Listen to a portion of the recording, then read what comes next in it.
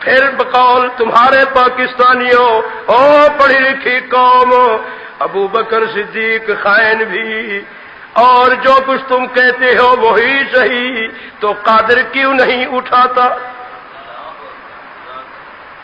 اور دلیل، فرانس کا بزرگ عیسائی کی لڑکی کو، عیسائی کی لڑکی مسلمان کی لڑکی دونوں مل کر آ رہی ہے، ایک نے کہا بہن دیکھو، عیسائی کی لڑکی نے مسلمان کی لڑکی کو کہا میں بستہ اٹھا کر اپنے ہی سکول جا رہی ہوں، اور یہ جوان بیٹے کدھر جا رہے ہیں؟ بیٹو بیٹھ جاؤ، 10ویں کی رات ہے، کدھر جاؤ گے؟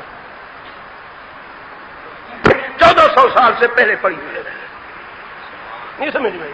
تو بچہ عالم ہو گیا ہے، پڑھا سڑا، جب کا تو نے قرآن پڑھا، جب کا علم پڑھا، اب نہیں ایمان جلو دیو، ہمارے ایمان بھی سن جلانے کے لیے آئے۔ اللہ یہ قصور باپ کا نہیں، وہ کہتا ہے قصور بیٹے کا جس نے علم پڑھا۔ ہاں میرے محترم، بات سنے، جلدی نہ کرے، بات آ رہی ہے۔ کیا میں عرض کر رہا تھا؟ فرانس کی عیسائی کی لڑکی مسلمان کی لڑکی کو کہتی ہے، اکٹھی دوست ہیں، سہیلیاں ہیں، وہ کہتی ہے جس کا استاد درس پہلے آئے اس سے ہم دونوں پڑھیں، جس استاد کی پڑھائی پسند آ گئی اسی سے دونوں پڑھتے رہیں گے۔ مسلمان کی لڑکی نے کہا بہت اچھے، تو مسلمان فرانس کے بزرگ کا گھر پہلے آ گیا، دونوں چلی گئی، دونوں بیٹھ گئی۔ اس بیٹی نے، مسلمان کی بیٹی نے قرآن کھول دیا تو وہ پڑھ رہی تھی قرآن، اور جب کھولا اس کا سبق تھا یاسین والقرآن الحکیم۔ استاد نے پوری یاسین پڑھا دی، دونوں پڑھ رہی ہے، عیسائی کی لڑکی بھی پڑھ رہی ہے۔ پھر آپ نے وہ صافات صفا، یہ سورت بھی پوری کرا دی۔ صاف،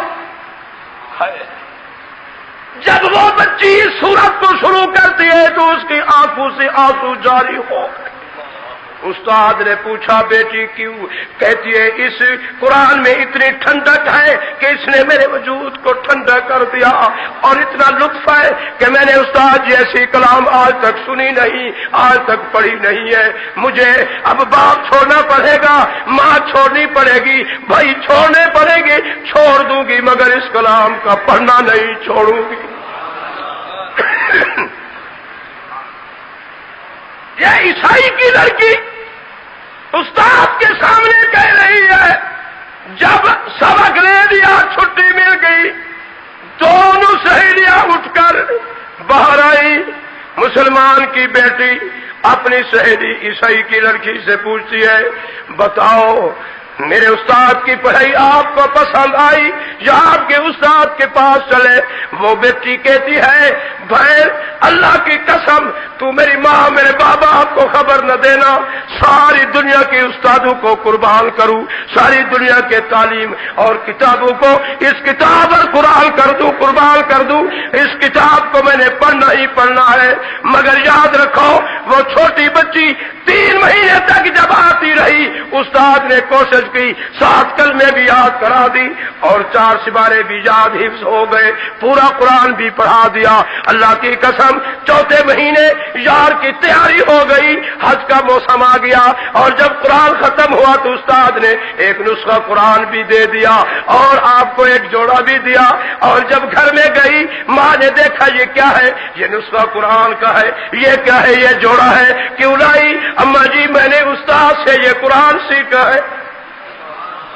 یہ قرآن پڑھ لیا ہے، اب استاد نے مجھے انعام میں دیا تو اس نے چپ کر کے رکھ دیا، ایسی بیٹی بچی ہے، پاگل ہے، کچھ کہتی ہے، مگر جلدی سے اس نے وہ رکھا، وہ کھوج نکال رہی ہے کہ سچ ہے یا جھوٹ ہے، مگر رات ہو گئی، جب بچے سارے سو گئے، باپ بھی سو گیا، وہ بچی اٹھ بیٹھی، وہ کہہ رہی ہے تبارک الذی بیدہ الملک وہو علی کل شیء قدیر الذی خلق الموت والحیاۃ لیبلوکم ایکم احسن عملا وہو العزیز الغفور۔ ہاں بچوں کے حق میں ہوشیار ہوتی ہے، وہ جلدی سے اٹھی، اس نے کہا بیٹی کیا کہہ رہی ہو، چپ رہو، باپ اٹھے گا وہ تو مار دے گا، ہلاک کر دے گا تجھے۔ کہتی ہے ماں تیری مار بھی برداشت کروں گی، باپ کی مار بھی برداشت کروں گی، مرنا بھی برداشت کروں گی، مگر جو پڑھ رہی ہوں اس کلام کو میں چھوڑنا پسند نہیں کرتی۔ او 15ویں صدی کے مسلمانوں، یہ عیسائی کی لڑکی ہے جس کی یہ کیفیت ہے، قرآن سینے میں پڑھ رہی ہے، بھائی آ گئے، اس نے تھپڑ نصیحت کر کے کہا کہ چپ رہو، وہ کہتے ہیں بھائی بات سنو، ایک تھپڑ نصیحت کیا، تم چھری لاؤ، میرے وجود کے ٹکڑے کر کے زمین پر رکھ دو، پھر دیکھو میرے ایک ایک بال سے اگر اس کلام کے آواز آئی کہ گھر میرا ایک ایک بال پڑھے، ماننا کہ خدا بھی سچا، اس کے کلام بھی سچی، اس کا مصطفیٰ نبی بھی سچا۔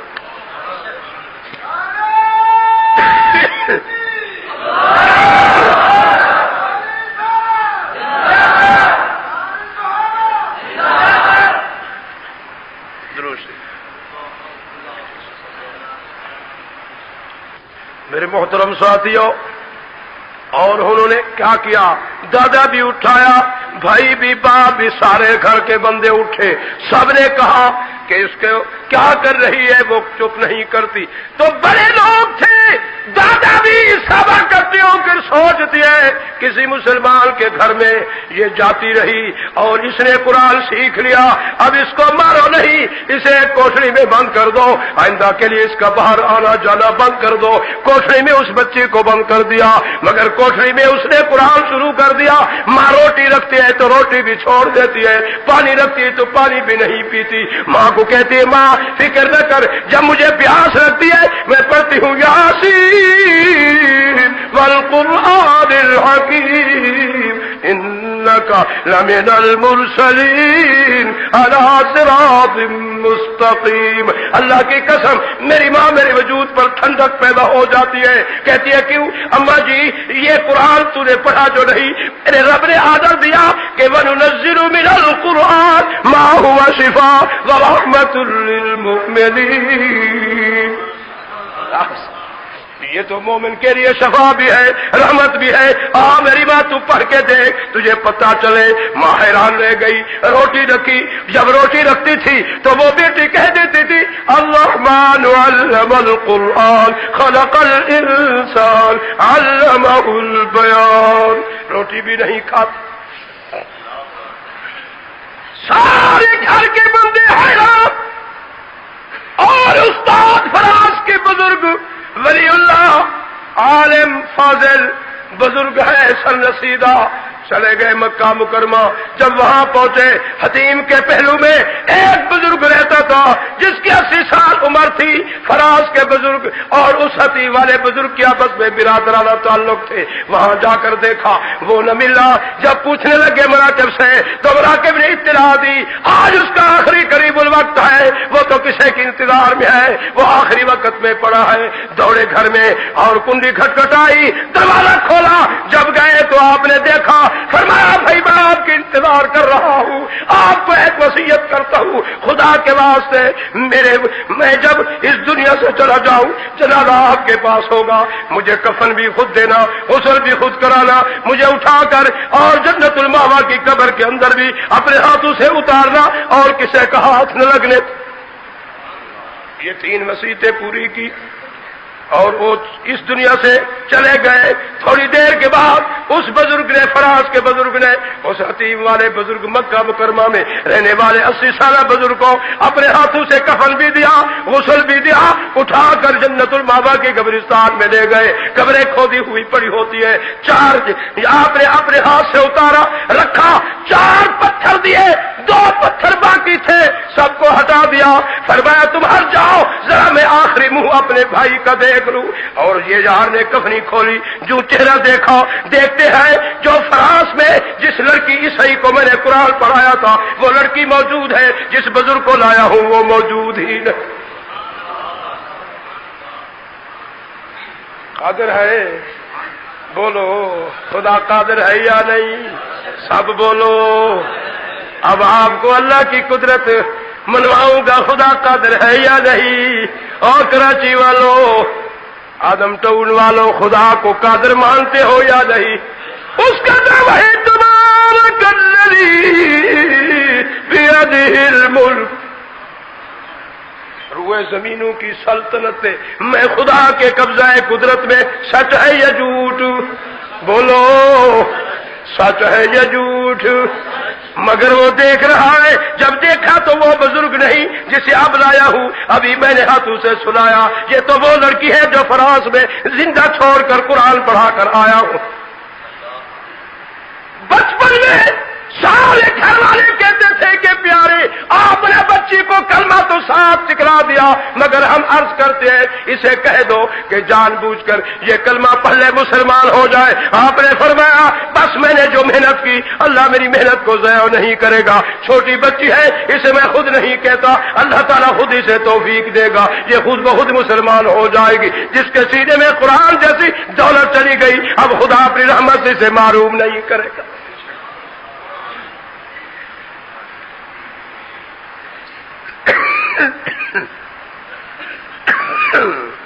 روشنی پڑھ لے اللہ، یہ واقعہ مجھے دوہرانا پڑا تاکہ میرا مضمون ادھورا نہ ہو اور ڈھیلا نہ ہو، مکمل آپ کے سامنے پیش ہو جائے۔ حضرت جلدی ختم کر لیں تو میرے محترم ساتھیوں سن لیجئے، اور جب یہ حضرت نے دوبارہ پھر آپ نے ارادہ کیا کہ دوبارہ کفن کھولا، پھر دیکھا تو وہی لڑکی ہے فرانس کی، وہ بزرگ نہیں۔ جب بھی سے کفن باندھا 4 اینٹیں پڑی تھی، 2 اینٹیں دے کر قبر کو معمور کر دیا اور آئے جلتی سے خروج لگایا، سیدھا فرانس پہنچے رات اور جب گھر میں آئے گھر والی سے پوچھا وہ لڑکی جو میں نے قرآن پڑھایا تھا وہ منظر سنانے کے لیے آتی ہے یا نہیں آتی؟ گھر والی نے اطلاع دی میرے سردار اس لڑکی کا فلاں وقت فلاں دن انتقال ہو گیا ہے اور آپ کو مبارک دیتی ہوں، آپ کی جو محنت تھی اللہ نے اس محنت کا ثمر آپ کو دیا ہے۔ فرمایا کیسے؟ جب وہ آخری وقت تھا اس کے سانس آخری تھے تو وہ کہتے ہیں جو 7 کلمے آپ نے پڑھائے تھے وہ 7 کے 7 کلمے پڑھ رہی تھی، رو بھی رہی تھی۔ جب اس نے 7 کلمے پڑھ لیے، اس کی ماں نے بھی کلمہ پڑھ لیا، اس کے بھائی نے بھی کلمہ پڑھ لیا، اس کے دادا نے بھی کلمہ پڑھ لیا، اس کے باپ نے بھی کلمہ پڑھ لیا، پورے گھرانے کو محمد کا غلام بنا کر وہ اس دنیا سے رحلت کر گئی ہے۔ آپ کو مبارک ہو، آپ کی محنت کو خدا نے ضائع نہیں کیا۔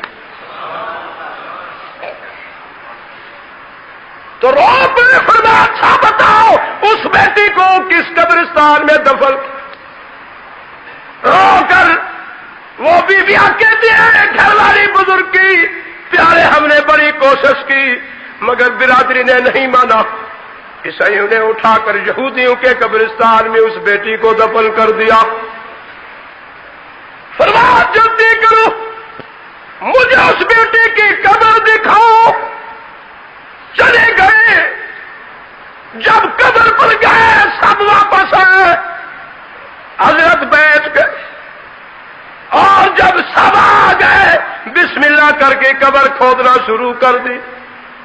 جب سامی تک پہنچے دیکھا جنت المالا کے اندر جس بزرگ کو میں نے ہاتھوں سے رکھا تھا وہ یہودیوں کی قبرستان میں موجود ہے، اور جو یہ فرانس کی لڑکی حافظ قرآن ان لوگوں نے یہاں رکھی تھی یہ جنت الماوا مکہ مکرمہ کی سرزمین میں موجود ہے۔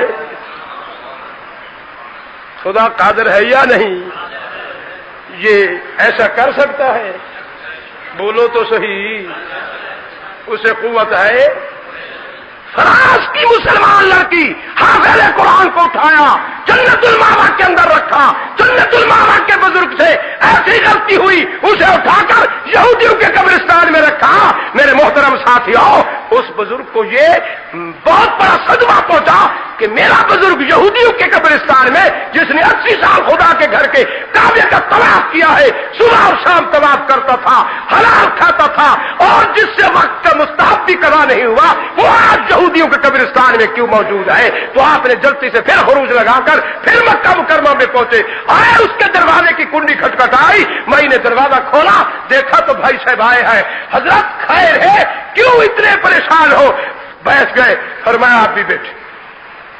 وہ بزرگ کی گھر والی بوڑھیا مائی بیٹھ گئی۔ بھائی آپ سے ایک بات پوچھنا چاہتا ہوں، میرے بھائی کی زندگی کی کوئی اچھی عادات میں سے، بری عادات میں سے جو خدا رسول کے خلاف ہوئے، جو خدا رسول کے خلاف ہو، کوئی ایسی زندگی کے پہلو میں اگر ہو تو بتاؤ۔ گھر والی تھی، وہ سوچنے لگ گئی۔ پہلے تو اس نے کہا حضرت اس کی تمام زندگی کی جو عادتیں تھی وہ خدا اور رسول کی منشا اور رضا کے مطابق، نہیں کوئی پہلو زندگی کا ابتدا میں یا انتہا میں یا درمیانی زندگی کے پہلو میں کوئی کسی وقت میں کوئی لفظ اس سے نکلا ہو تو وہ یاد کرتے کرتے اس نے کہا ہاں زندگی میں ایک دفعہ اس سے ایک لفظ نکلا تھا، اگر فرماؤ تو وہ آپ کو سنا تھا۔ تو اس بزرگ کی گھر والی نے عرض کی پیارے ایک جبکہ وہ حقوق زوجیت سے فارغ ہو کر بیٹھے، آپ کی زبان سے یہ نکلا، جان بوجھ کر کہا کہ عبد الرحمان کی اماں دیکھ یہودیوں کا کتنا اچھا مذہب ہے، اس میں غسل کرنے کی ضرورت محسوس نہیں ہوتی، ہمارے ہاں غسل کرنے کی ضرورت محسوس ہوتی ہے۔ میں نے اس وقت اسے ٹوکا کہ لفظ اپنے واپس کرو، کہیں خدا تیری عبادت ساری زندگی کی ضبط نہ کر نہیں سی لفظ۔ تو میں نے دیکھا وہ روتے تو رہے، معافی بھی مانگتے رہے، تو بزرگ جو بیٹھا تھا فراز کا، اس کی آنکھوں سے آنسو آئی اور اس کی آہ اکٹھی نکلی۔ نکلنے کے بعد فرمانے لگے کہ اسی ایک لفظ کی گرفت میں خدا نے اس کی ساری زندگی کے اعمال ضبط کر کے اسے جنت الماوا کی قبر سے اٹھا کر کے یہودیوں کی قبرستان فراز میں رکھا۔ فراز کے قبرستان میں ایک حافظہ اور کلمہ پڑھنے والی معصوم بچی کو خدا نے اٹھا کر اس کی قبر جنت الماوا میں رکھ دیا۔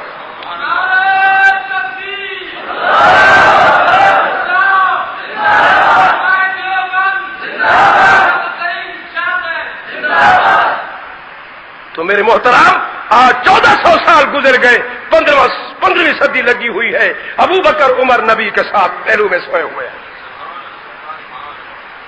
اگر ان کے یہ نبی اور خدا کے حقوق میں کچھ خیال ہوتے تو خدا بند قدوس قادر تھا انہیں بھی اٹھا کر اللہ کی قسم دشمنوں کے قبرستان میں رکھ دیتا، مگر یاد رکھ لیجئے جن کو خدا خود چن رہا ہے محمد کے حق میں، ہاں یہ صدیقہ ہے بنت صدیق، صدیق تیری قسمت بھلی، تجھے بھی خدا نے چنا، اور پھر تیری قسمت بھلی کہ تیری بیٹی کو بھی خدا نے اپنی خدائی سے چن کر محبوب کو عالم رویا کی حالت میں فوٹو پیش کر دیا، اس لڑکی سے تیرا نکاح کرنا چاہتا ہوں، ہے پسند جانے۔